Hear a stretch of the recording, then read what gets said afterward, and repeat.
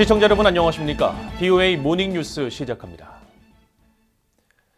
미국 정부가 일본인 납치 문제를 포함한 북한의 인권 유린 행위에 대한 심각한 우려를 표한 가운데 웬디 셔먼 국무부 부장관은 일본인 납북자 가족을 면담하고 납북자 송환을 위한 협력을 재확인했습니다.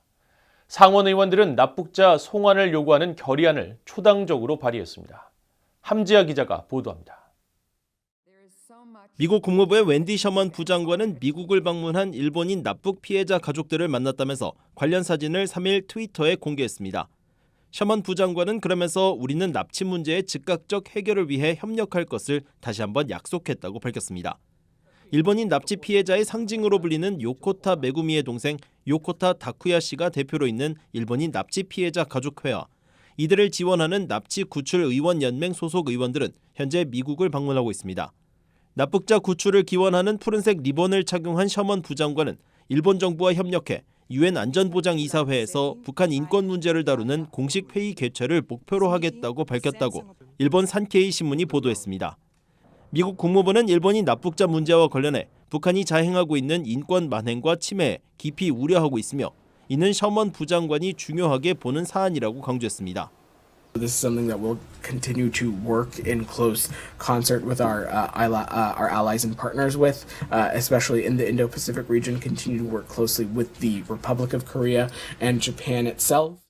피해자 가족회는 지난 2월 납북자의 부모 세대 생존 중 피해자 전원 귀국이 실현된다면 북한에 대한 인도적 지원을 반대하지 않겠다고 밝히고 이번 방미를 통해 조속한 해결에 대한 이해와 지원을 요구하고 있습니다. 이런 가운데 상원에서는 북한에 의해 납치된 일본인들의 조속한 송환을 촉구하는 결의안이 발의됐습니다.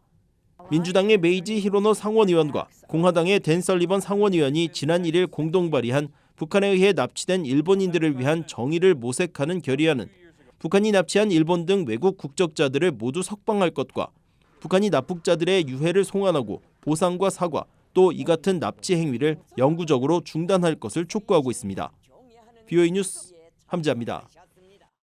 한국 정부가 미한 정상회담 후 북한이 양국 정상에 대한 막말을 쏟아낸 데 이어 화형식을 했다고 북한 매체들이 보도한 것과 관련해 매우 유감스럽다는 입장을 밝혔습니다. 한국통일부 관계자는 4일 기자들과 만나 북한 관영 매체의 화형식 집회 보도와 관련해 북한이 워싱턴 선언에 대해 다양한 방식으로 불만을 표출하고 있다며 화형식처럼 도관 없는 비난 행위를 공식 매체에 보도하는 것은 매우 유감이라고 밝혔다고 연합뉴스 등 한국 언론들이 보도했습니다. 또 이 관계자는 북한이 북한 국내용인 노동신문을 통해 이 같은 동향을 집중적으로 보도하는 것으로 볼 때 외부의 위협을 과장함으로써 주민 통제에 활용하려는 선전적인 성격도 있는 것으로 보고 있다고 분석했습니다. 이에 대해 한국국가정보원 산하 국가안보전략연구원의 김인태 수석연구위원은 북한이 워싱턴 선언을 심각한 경제난 속에서 외부 위협을 내세운 체제 결속과 추후 도발 명분으로 적극 활용하고 있다고 분석했습니다. 숙명여대 글로벌 서비스 학부의 김진무 교수도 미한 정상의 이번 확장 억제 강화 방안이 북한과 중국의 예상 수준을 넘어서면서 북한은 물론 중국도 안보 부담이 커졌다며 북한이 워싱턴 선언에 즉각적인 도발로 맞서기보다는 주민 통제에 집중할 가능성이 있다고 지적했습니다. 앞서 조선중앙통신과 노동신문 등 북한 관영 매체는 지난 2일 신천 박물관에서 열린 청년 학생 집회에서 미한 정상을 겨냥한 허수아비 화형식이 진행됐다고 3일 보도했습니다. 북한이 2021년 개보수를 위해 폐쇄했던 순천 군사비행장에서 2년 만에 군용기가 포착됐습니다. 미국 국제전략문제연구소 CSIS의 북한 전문 웹사이트 비욘드 패럴렐은 3일 미국 민간업체 플래닛랩스의 위성사진에 이 같은 장면이 포착됐다며 순천 비행장의 개보수 작업이 사실상 완료 단계에 이르렀다고 평가했습니다.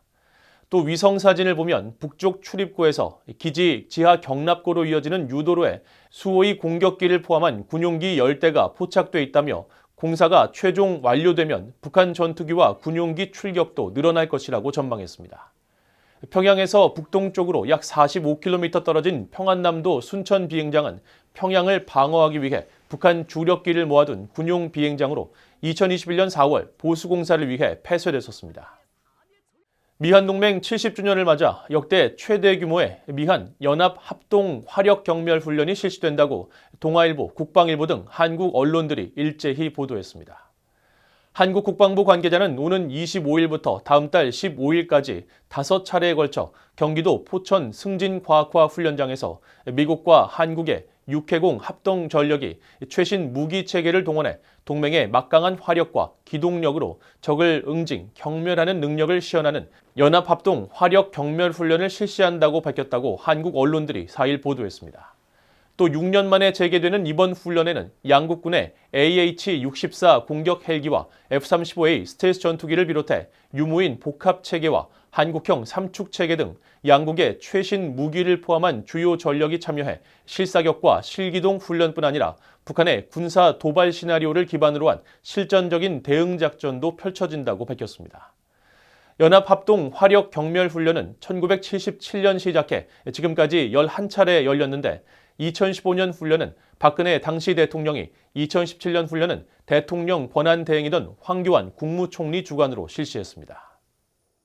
유엔 기구들이 식량 실태에 대한 자료와 증거가 부족한 북한을 식량 위기 국가 명단에서 제외했습니다.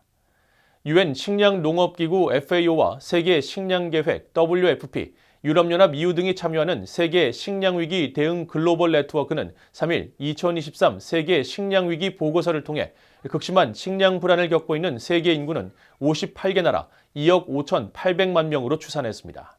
또 당초 북한은 잠재적 식량위기 국가에 포함됐지만 북한에 대한 자료가 확인되지 않거나 이에 상응하는 추정치를 산출하기 위한 자료와 증거가 불충분해 식량위기국 명단에서 제외했다고 밝혔습니다. 이어 북한은 2017년부터 2023년 사이 식량위기국가 명단에 한 차례만 선정됐으며 북한은 지난 3월 세계 식량계획 WFP에 식량 지원을 요청했지만 주민들에 대한 분배 모니터링 등에 대한 이견이 있어 식량이 제공되지는 않았다고 밝혔습니다. 이상으로 BOA 모닝뉴스를 모두 마칩니다. 시청해주신 여러분 고맙습니다.